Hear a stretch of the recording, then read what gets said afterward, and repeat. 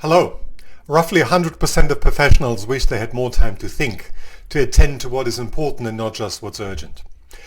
It's easy to fantasize about it. If only I had 3 hours of undisturbed peace, everything would be fine.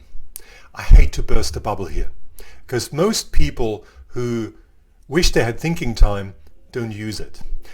They might even manage to do the hard bit, which is protecting time in your diary. But then when it comes to it, they don't know what to do. It's a bit surprising, but it can feel really overwhelming to suddenly switch into a new gear of thinking spaciously, deeply, productively. And because it's overwhelming, we tend to avoid it. And it's easier to just do what we did all day, which is doing emails. So what can you do? How can you help yourself? The first thing is to realize that blocking your diary is not the same as protecting thinking time. There are 3 things that can help you to make use of the time you have blocked in your diary to actually make it really productive. Number 1, treat the time you block in your diary as if it is a proper meeting, even if you are the only participant. That means asking yourself specifically, what are the outcomes or the output I'm aiming for? Secondly, energize yourself and say, well, achieving those outcomes of output, what would that do for me? The most healthy habit is, if a difficult meeting comes into your diary, block time at the days before to prepare for it. Number 2, be realistic about time. At BCG, we always said there's a factor of 2.5 at play.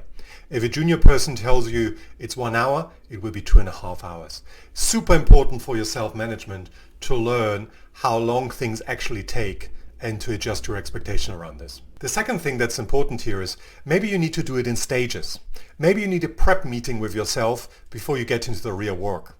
So break it up. Rather than do a 4-hour meeting, do a half-hour pre-meeting a couple of days before, prepare for it, and then you have a plan which makes your time more effective.